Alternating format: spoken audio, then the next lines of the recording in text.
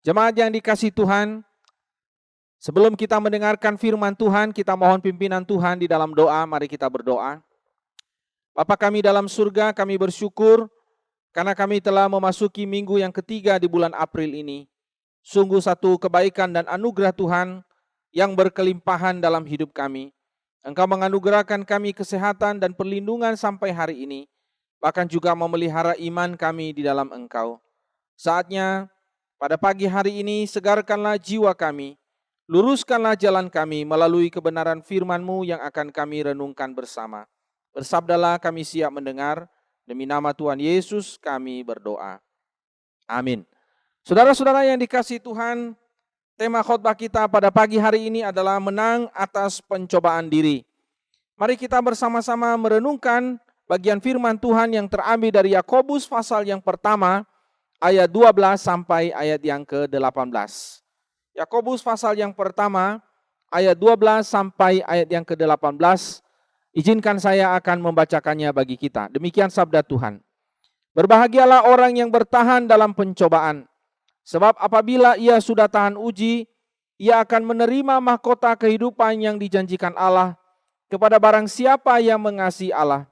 Apabila seorang dicobai, janganlah ia berkata, pencobaan ini datang dari Allah. Sebab Allah tidak dapat dicobai oleh yang jahat, dan ia sendiri tidak mencobai siapapun. Tetapi tiap-tiap orang dicobai oleh keinginannya sendiri, karena ia diseret dan dipikat olehnya. Dan apabila keinginan itu telah dibuahi, ia melahirkan dosa. Dan apabila dosa itu sudah matang, ia melahirkan maut. Saudara-saudaraku yang kekasih, janganlah sesat.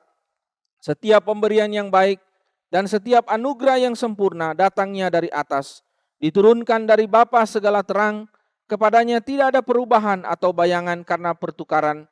Atas kehendaknya sendiri, ia telah menjadikan kita oleh firman kebenaran, supaya kita pada tingkat tertentu menjadi anak sulung di antara semua ciptaannya. Saudara-saudara yang dikasihi Tuhan, Wanda Johnson, seorang ibu tunggal yang harus membesarkan 5 orang anaknya. Pada suatu ketika, saudara, dia dalam sebuah perjalanan menuju ke tempat pegadaian. Pada hari itu, saudara, ia berharap dia akan bisa mendapatkan pinjaman $60 atas TV miliknya yang dia akan gadaikan di tempat pegadaian itu. Tetapi saudara, tanpa disangka terjadilah satu peristiwa, karena pada waktu dia dalam perjalanan itu lewatlah sebuah truk lapis baja, saudara. Dan di dalam truk itu banyak sekali uang. Tetapi saudara, tidak disangka saudara, pintu samping dari truk itu terbuka sehingga jatuhlah sekantong uang di jalanan. Wanda Johnson kemudian berhenti dan kemudian dia mengambil kantong uang itu. Dan setelah dia menghitung, saudara, jumlahnya sangat fantastis, sangat besar sekali, $160.000 banyaknya. Saudara, terjadilah pertentangan batin yang sangat kuat di dalam diri seorang Wanda Johnson. Apakah dia akan mengambil uang itu dan kemudian dia menggunakan uang itu untuk membayar utang-utangnya dan kemudian dia membesarkan, menafkahi kehidupan keluarganya, atau dia harus mengembalikan uang itu? Saudara, cukup lama bagi seorang Wanda Johnson, kurang lebih 4 jam dia bergumul dengan dirinya sendiri. Apakah dia mengambil uang itu atau dia mau mengembalikan uang itu? Tidak lama kemudian, saudara, dia segera menelepon polisi dan dia melaporkan tentang uang yang jatuh itu dan kemudian dia mengembalikannya. Saudara, moral atau jiwa moralitas yang ada di dalam diri seorang Wanda Johnson jauh lebih kuat daripada keinginan atau godaan yang datang di dalam dirinya sendiri untuk bisa melakukan suatu hal yang melanggar hukum, suatu hal yang tentu saja juga bertentangan dengan firman Tuhan. Saudara yang saya kasih dalam Tuhan, jika kita menjadi seorang Wanda Johnson, ketika kita melihat ada uang jatuh dari truk segepok begitu ya, kira-kira bagaimana reaksi kita, saudara? Mungkin saja kita berkata, wah puji Tuhan, ini jawaban Tuhan atas doa saya. Oh luar biasa, ini mujizat Tuhan, ini kehendak Tuhan, ini cara Tuhan menjawab pergumulan-pergumulan saya. Atau saudara, kita seperti Wanda Johnson, kita segera mengembalikan uang yang bukan milik kita itu. Saudara-saudara yang dikasihi Tuhan, menjadi murid Tuhan tidak berarti kita kebal dari segala cobaan. Bahkan saya mau katakan kepada saudara, ketika kita menjadi murid Tuhan, pencobaan itu datang lebih kuat, datang lebih besar, datang lebih dahsyat di dalam hidup kita. Kenapa, saudara? Karena sebelum kita menjadi murid Tuhan, pencobaan itu adalah kawan dekat kita. Pencobaan adalah hal yang biasa di dalam hidup kita.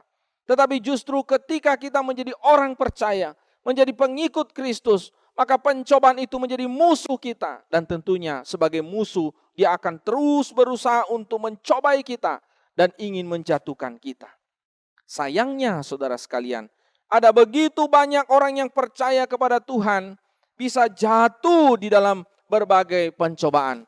Mereka tidak kuat, mereka mudah sekali terperdaya, mereka tidak bertahan di dalam menghadapi berbagai macam pencobaan-pencobaan di dalam hidup mereka. Mereka gagal melawan cobaan, bahkan seringkali gagal dan sering gagal, bahkan gagal terus di dalam menghadapi pencobaan itu. Dan ironisnya saudara yang saya kasih dalam Tuhan, ketika mereka melakukan dosa, mereka justru tidak mau bertanggung jawab. Mereka mencari kambing hitam, mereka menyalahkan orang lain, menyalahkan sana, menyalahkan sini, menyalahkan setan. Bahkan ada yang menyalahkan Allah. Bagi mereka Allah yang harus bertanggung jawab atas kesalahan mereka. Dan itulah yang kita temukan di dalam konteks bacaan kita dalam Yakobus pasal 1 pada pagi hari ini. Sudah dikatakan di situ bahwa Allah seringkali menjadi kambing hitam. Allah seringkali dituduh menjadi penyebab dari kejahatan yang dilakukan oleh manusia. Saudara sekalian, di dalam pemikiran orang Yahudi percaya bahwa seseorang melakukan sesuatu yang jahat itu karena keinginan yang datang dari setan, saudara. Jadi keinginan yang jahat itu datang dari setan. Tetapi tidak berhenti sampai di situ. Mereka berkata bahwa setan itu datang dari Allah. Jadi setan itu diciptakan oleh Allah. Nah, kalau keinginan itu dari setan, berarti setan diciptakan oleh Allah. Berarti Allah itu yang menyebabkan kita bisa melakukan kejahatan. Nah, saudara yang saya kasih dalam Tuhan, pemikiran ini jelas sekali keliru. Itulah sebabnya dalam ayat 13, ayat 17, Rasul Yakobus dengan jelas sekali di sini membantah argumen itu. Dia berkata bahwa Allah itu dikatakan dalam ayat 13, ya, Allah tidak dicobai dan Allah tidak mencobai siapapun. Nah, inilah adalah argumen bantahan pertama yang dikatakan oleh Yakobus. Allah tidak dicobai dan Allah tidak mencobai siapapun. Yang kedua, saudara, Allah tidak pernah memberikan yang tidak baik. Artinya, saudara, dalam 17 dikatakan Allah selalu menganugerahkan, selalu memberikan yang baik, bukan yang jahat. Dengan demikian, keinginan yang jahat itu tidak bersumber daripada Allah. Yang ketiga, saudara sekalian, dikatakan dalam ayat yang ke-17, Allah itu tidak berubah. Artinya bahwa dia adalah Allah yang baik. Di dalam dirinya ada kebaikan dan kebenaran. Dan kebaikan dan kebenaran di dalam dirinya itu tidak pernah berubah. Tidak seperti kita, mudah sekali berubah. Kemarin dengan hari ini bisa saja berbeda. Tetapi Allah tidaklah demikian. Saudara-saudara yang dikasihi Tuhan, sejak manusia jatuh di dalam dosa, manusia selalu berupaya untuk tidak bertanggung jawab dengan dosanya. Mereka melempar handuk, mereka tidak mau mengambil bagian untuk mempertanggungjawabkan dosanya. Kita lihat apa yang dilakukan oleh Adam ketika dia jatuh di dalam dosa. Kejadian pasal 3 ayat 12, Adam berkata kepada Tuhan, "Perempuan yang kau tempatkan di sisiku, dialah yang memberikan buah itu untuk kumakan." Saudara yang saya kasih dalam Tuhan, sebenarnya kalau kita membaca dari apa yang dikatakan oleh Adam ini, sebenarnya Adam tidak hanya menyalahkan Hawa, tetapi dia juga menyalahkan Tuhan. Perhatikan sekali lagi kalimat itu. Perempuan yang kau, perhatikan, yang kau tempatkan, artinya Tuhan salah di situ. Nah, di sini kita melihat Adam tidak mau bertanggung jawab. Dia melempar handuk, dia tidak mau mengambil bagian untuk menyatakan bahwa dia salah, dia bertanggung jawab atas dosa yang diperbuatnya. Dan saya mengatakan kepada saudara sekalian, menyalahkan Tuhan karena dosa yang kita lakukan adalah sesuatu yang sangat keterlaluan. Seorang teolog bernama Matthew Henry mengatakan, adalah sesuatu yang buruk berbuat dosa, tetapi adalah jauh lebih buruk pada waktu kita telah melakukan yang salah, kita membebankannya kepada Allah dan kita berkata, itu disebabkan oleh Dia. Saudara, apa yang dikatakan oleh Yakobus ini jelas sekali menegaskan kepada kita bahwa Allah tidak boleh disalahkan atas dosa yang kita lakukan. Dosa itu disebabkan oleh karena keinginan kita sendiri. Yakobus mengatakan disebabkan oleh keinginan kita sendiri. Kata keinginan kita sendiri di sini dari kata Yunani epitumia. Kata epitumia itu lebih tepat diterjemahkan dengan hawa nafsu. Hawa nafsu di dalam diri kita lah yang menyebabkan kita berbuat dosa. Hawa nafsu, epitumia itu dikatakan menyeret kita dan memikat kita. Ada dua kata di situ. Menyeret kita itu berarti dia menggunakan kekerasan untuk menjatuhkan kita. Epitumia itu menggunakan kekerasan, menyeret kita. Dan yang kedua dikatakan memikat kita. Dia menggunakan cara yang paling halus untuk menjatuhkan kita. Nah, saudara sekalian, memang ya nafsu jahat, epitumia itu menggunakan berbagai macam cara untuk menjatuhkan kita, anak-anak Tuhan. Seorang bernama Plato, seorang filsuf Yunani, menjelaskan kepada kita apa itu epitumia. Epitumia menurut Plato adalah nafsu-nafsu primitif manusia yang harus segera dipenuhi dengan tidak bisa ditawar-tawar. Plato menyebutkan bahwa sifat epitumia itu adalah sifat yang irasional, tidak tunduk pada akal budi, sehingga secara fisiologis epitumia itu berada di bagian perut kita, ya, kemudian menuju ke bawah, ya. Jadi jauh dari kepala, jadi tidak irasional. Jadi mulai dari perut itu ke bawah, itu menurut dia itu epitumia itu adalah nafsu-nafsu yang sangat mendorong kita untuk harus memenuhi keinginannya, epitumia itu. Nah, saudara yang saya kasih dalam Tuhan, nafsu-nafsu itu bisa seks, bisa makan, bisa minum, ya itu semua bagian perut ya, ke bawah dan seterusnya. Nah, saudara yang saya kasih dalam Tuhan, tetapi Alkitab menyebutkan kepada kita bahwa keinginan sebenarnya mencakup seluruh fisiologis kita, mencakup seluruh tubuh kita, tidak hanya perut ke bawah.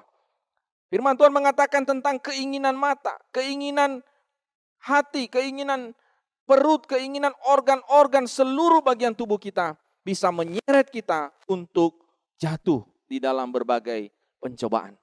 Oleh sebab itu, saudara yang saya kasih dalam Tuhan, tentu kita harus menang melawan epitumia kita. Bagaimana caranya? Mari kita melihat ayat yang ke-12 yang menjadi kunci bagi kita dan rahasia bagi kita untuk bisa menang melawan pencobaan-pencobaan yang datang dalam hidup kita. Saya menyingkat ini dengan 3BM. 3BM.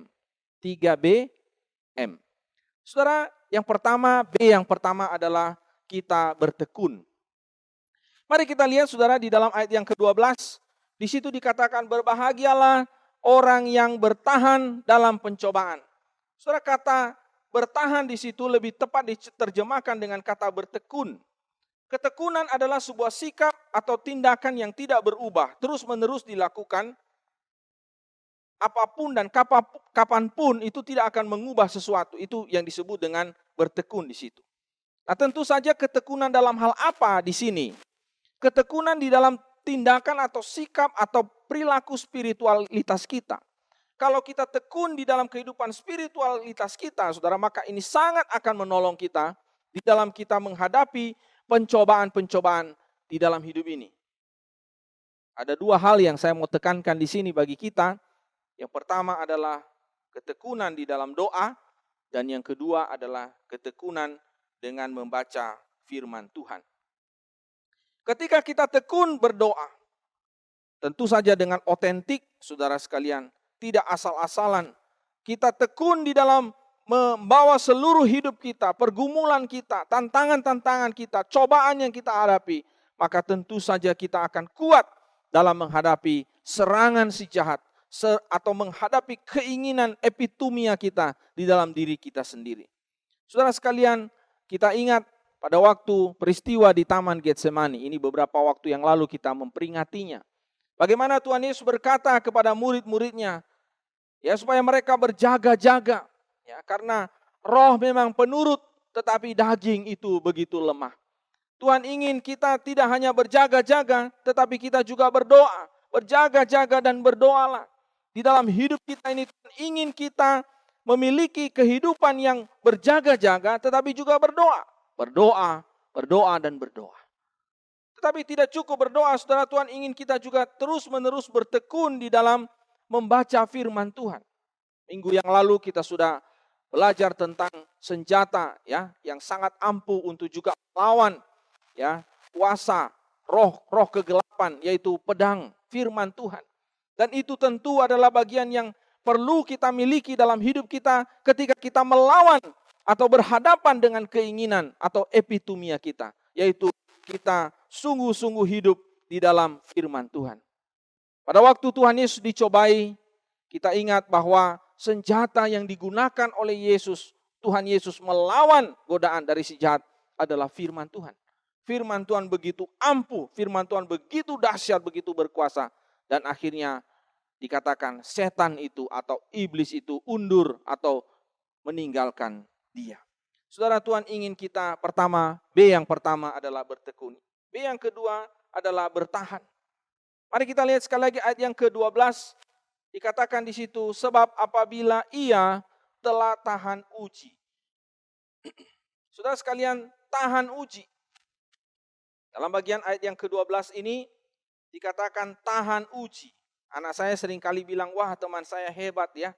Dia berkali-kali diuji oleh guru, gagal, diuji lagi, gagal, diuji lagi. Wah hebat ya, dia tahan uji. Saudara, bukan itu maksudnya, saudara yang saya kasih dalam Tuhan. Ketika kita menghadapi pencobaan, pencobaan itu adalah sesuatu yang kita tidak bisa hindari.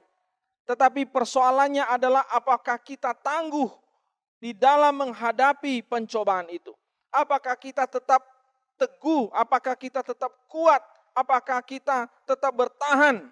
Nah ini perhatikan, apakah kita tetap bertahan di dalam menghadapi pencobaan yang kita alami di dalam hidup kita.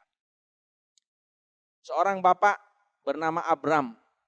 Abram ini saudara ya oleh dokter dilarang untuk makan sop kambing ya atau sate kambing. Tapi yang namanya Bapak Abram ini setiap kali melihat daging kambing, saudara, nafsunya itu naik ya, atau keinginan untuk makan itu sangat kuat sekali. Sehingga saudara ketika dia berpergian atau mencium pada waktu pergian dia mencium bau sate kambing, saudara. Waduh, dia pengen sekali ya untuk makan sate kambing atau makan gulai kambing ya. Nah, suatu hari saudara dia pergi dengan anak-anaknya dan ketika dia mencium aroma sate kambing, dia sudah tidak tahan lagi, saudara. Lalu kemudian menyantap, dia makan daging kambing itu. Nah, kita tahu akhirnya dia mengalami stroke, ya, gara-gara makan daging kambing. Dia tidak bisa bertahan di dalam menghadapi godaan dari dirinya sendiri. Ada begitu banyak godaan-godaan di dalam diri kita, keinginan nafsu di dalam diri kita itu yang kita tidak bisa tahan. Kita harus bertahan di dalamnya. Yang ketiga, saudara, adalah berfokus.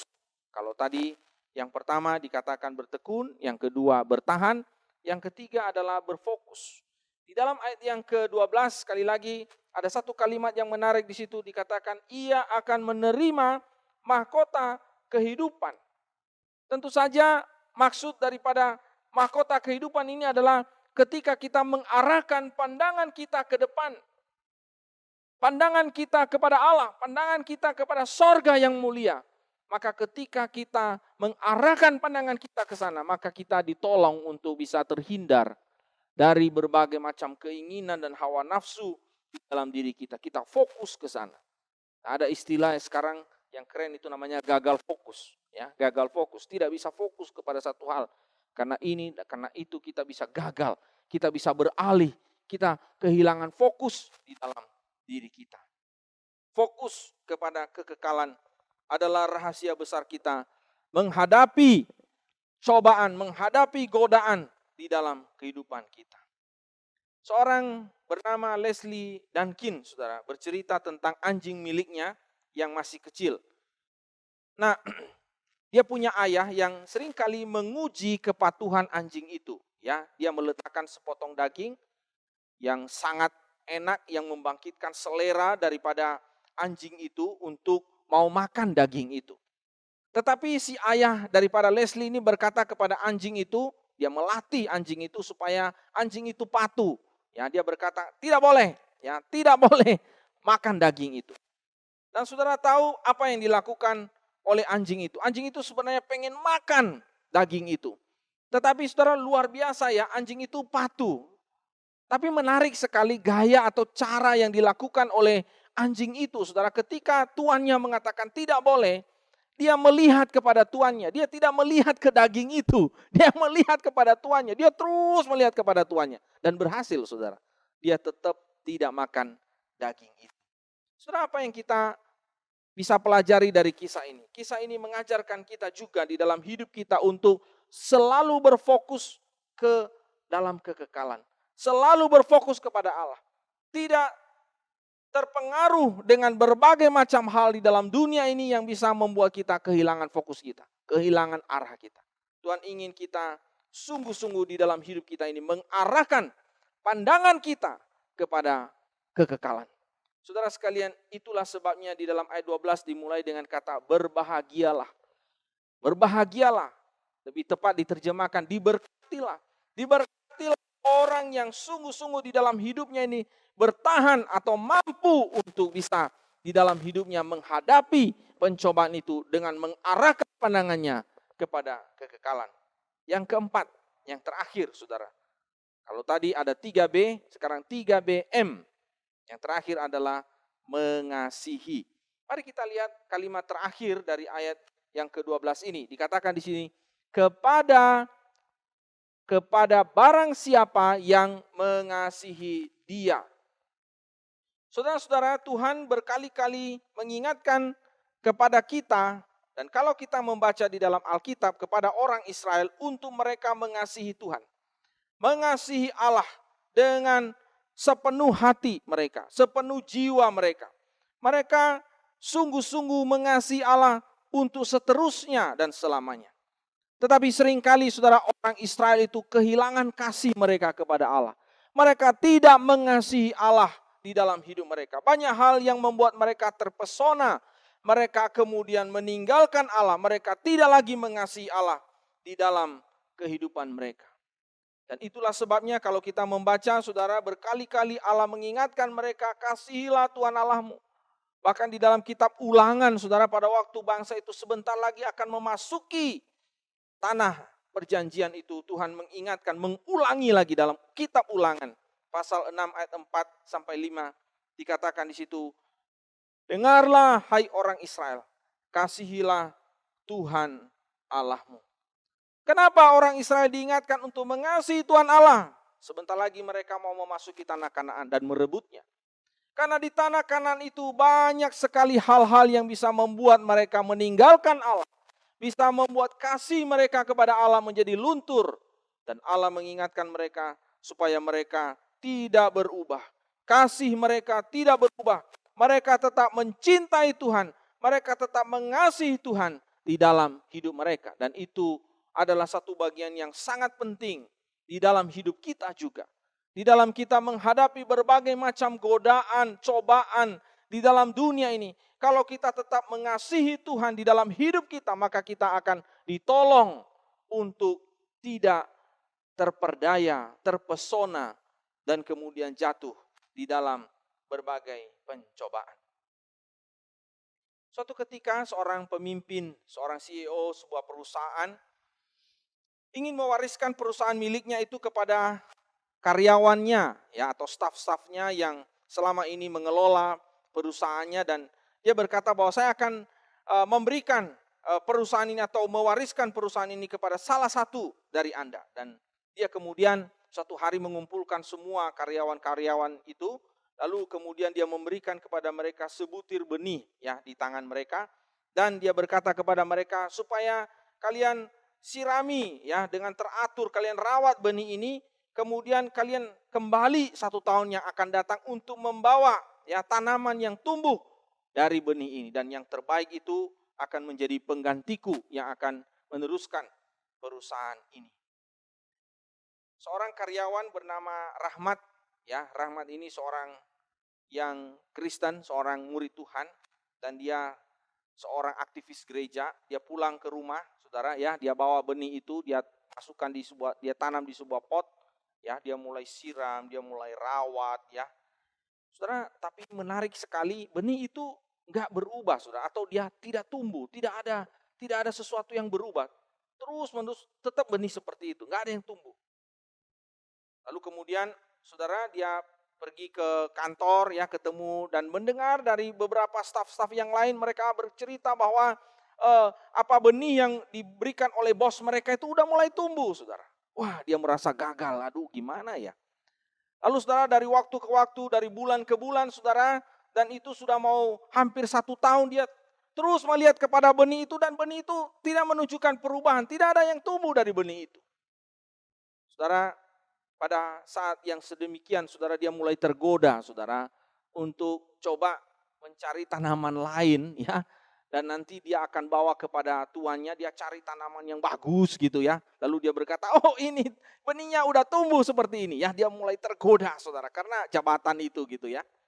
Perusahaan itu, usaha itu dia sangat ingin begitu. Keinginan untuk memiliki perusahaan itu juga sangat kuat di dalam dirinya, dan dia ingin kemudian melakukan cara yang tidak benar tentunya untuk kemudian dia bisa mendapatkan itu. Tapi istrinya berkata, "Pak, sudahlah ya. Benih itu memang mungkin ya, sudahlah tidak bisa tumbuh. Ya udah, kamu sudah berusaha, kamu sudah siram, kamu sudah kasih pupuk, tapi nggak bisa. Udahlah, terima kenyataan begitu." Sampai kemudian saudara sekalian, pada 1 tahun ya, yang kemudian pemimpin perusahaan itu kumpulkan semua staf. Oh, mereka semua bawa hasil tanaman mereka. Wah, indah-indah, saudara ya. Lalu bos itu lihat satu, wah bagus sekali ya. Satunya lebih bagus lagi. Wah, bagus sekali ya. Lalu kemudian dia lihat kepada Rahmat yang tertunduk lesu ya, saudara sekalian ya. Lalu dia melihat kepada Rahmat, lalu dia berkata, "Kenapa? Ada apa? Bagaimana dengan benihmu?" Lalu dia berkata, "Aduh bos ya, minta maaf sekali, saya sudah berusaha, saya sudah rawat, saya sudah siram, saya sudah kasih pupuk, sudah perhatikan dengan baik, tapi enggak ada yang tumbuh dari benih ini."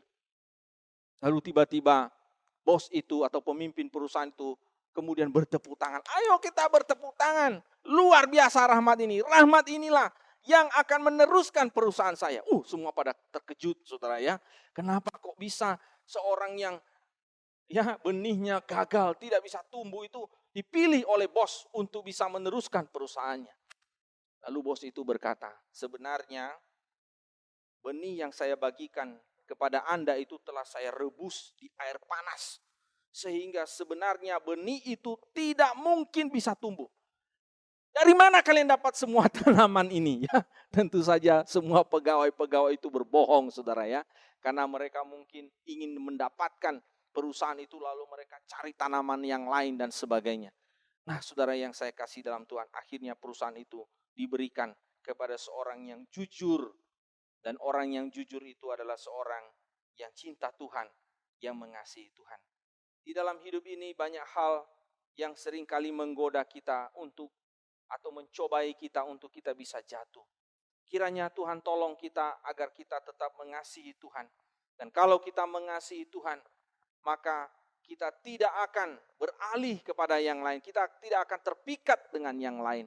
Walaupun keinginan kita begitu kuat, nafsu kita begitu kuat, mendorong kita untuk melanggar firman Tuhan. Tapi kalau kita lebih mengasihi Tuhan, maka kalau kita lebih mengasihi Tuhan, kita tentu akan mentaati Dia, mematuhi firman-Nya, melakukan kehendak-Nya di dalam kehidupan kita. Saudara sekalian, pencobaan tidak datang dari Allah, tetapi datang dari keinginan kita sendiri. Maka untuk kita bisa melawan keinginan daging itu ada 3 BM. Pertama, bertekun. Kedua, bertahan. Ketiga, berfokus. Dan yang keempat, mengasihi. Mari kita berdoa. Terima kasih Tuhan untuk firman-Mu pada pagi hari ini. Biarlah kami selalu mengalami kemenangan di dalam hidup kami melawan pencobaan. Peganglah tangan kami, berjalanlah di depan kami, Tuntunlah hidup kami. Biarlah kami menjadi pengikut-pengikut-Mu, murid-murid-Mu yang selalu hidupnya berkemenangan. Demi nama Tuhan Yesus, kami berdoa. Amin. Tuhan Yesus memberkati.